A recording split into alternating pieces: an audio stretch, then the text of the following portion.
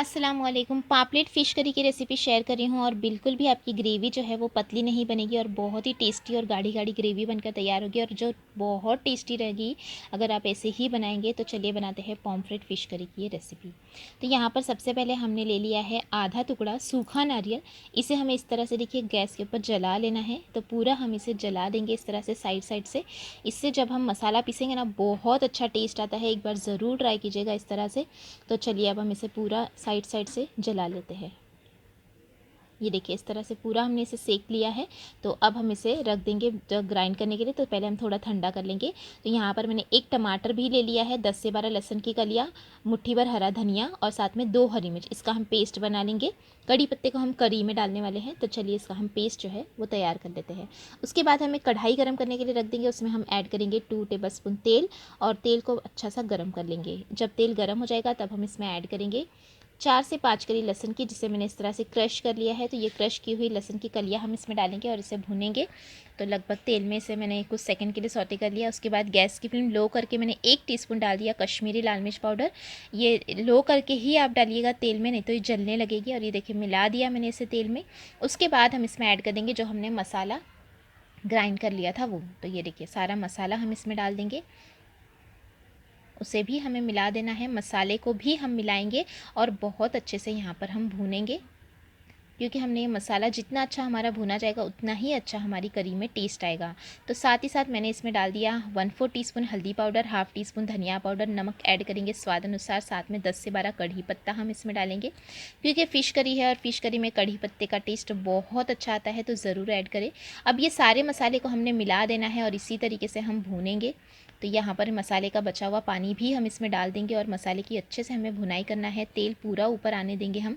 और साथ ही साथ ये क्योंकि इसमें नारियल है तो ये थोड़ा मसाला उड़ता है, तो हम इसे ढक्कन ढककर पकने के लिए रख देंगे लगभग 3 से 4 मिनट के लिए, बिल्कुल लो फ्लेम पर, ताकि हमारा मसाला अच्छे से भुना जाए और तेल जो है वो सरफेस पर आ जाए। तो ये देखिए 4 मिनट हो चुके हैं और जैसे आप देख सकते हैं तेल देखिए पूरा ऊपर आ चुका है, मसाला एकदम थिक हो गया है। तो इसे हम और 1 मिनट के लिए इसी तरीके से हाई फ्लेम पर भूनेंगे। जितना अच्छा मसाला भुना जाएगा उतना ही अच्छा टेस्ट हमारी फ़िश करी में आएगा।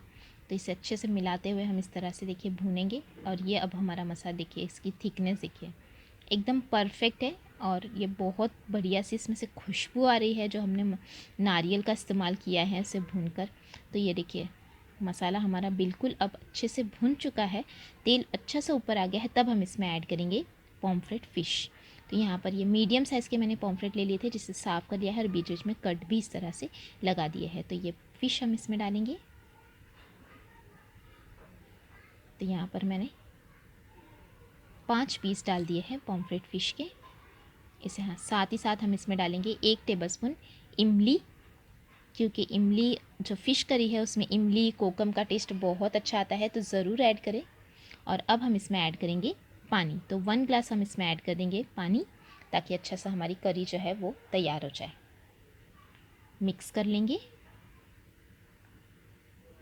हल्के हाथों से मिक्स करना है ताकि हमारी जो फ़िश है वो टूटे ना। तो ये देखिए बढ़िया सा मिक्स करेंगे और बॉईल आने देंगे। हाई फ्लेम पर ही हमें पकाना है, क्योंकि फ़िश पकने में वैसे ही वक्त नहीं लगता है। बस ये मिक्स करेंगे और बॉईल अच्छा सा ले लेंगे ताकि हमारी करी जो है ना वो बहुत अच्छे से पक जाए। तो इसमें हम लगभग 5 मिनट के लिए मैं पकाऊंगी मीडियम टू हाई फ्लेम पर। तो इसे ढककर आप रख दे, चाहे तो ऐसे ही पकने दे। तो इसे हमें पका लेना है 4 से 5 मिनट के लिए मीडियम टू हाई फ्लेम पर। ये हो चुके हैं 5 मिनट और ये देखिए कितना अच्छा सा बॉईल आ गया है और ये हमारी फ़िश करी बिल्कुल अब रेडी हो चुकी है।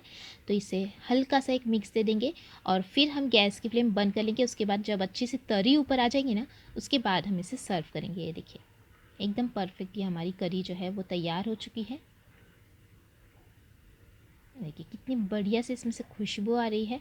तो ज़रूर आप एक बार सूखे नारियल के साथ ये पॉम्फ्रेट फ़िश करी एक बार बनाएं, आप सभी को बहुत बहुत बहुत पसंद आएगी। तो चलिए अब हम गैस की फ्लेम बंद कर लेते हैं और गर्मा गर्म इस फ़िश करी को सर्व कर लेते हैं। ये देखिए एकदम परफेक्ट। तो आपको ये फ़िश करी की रेसिपी कैसी लगी मुझे ज़रूर बताइएगा और ज़रूर ट्राई भी कीजिएगा। रेसिपी अच्छी लगी तो लाइक और शेयर करना बिल्कुल मत भूलिएगा और चैनल को भी ज़रूर सब्सक्राइब कीजिएगा ऐसी ही नई नई रेसिपीज़ के लिए। आप इसे सर्व कीजिएगा खास करके प्लेन राइस के साथ, क्योंकि राइस के साथ फ़िश करी का टेस्ट बहुत अच्छा आता है। Thanks for watching. Have a good day.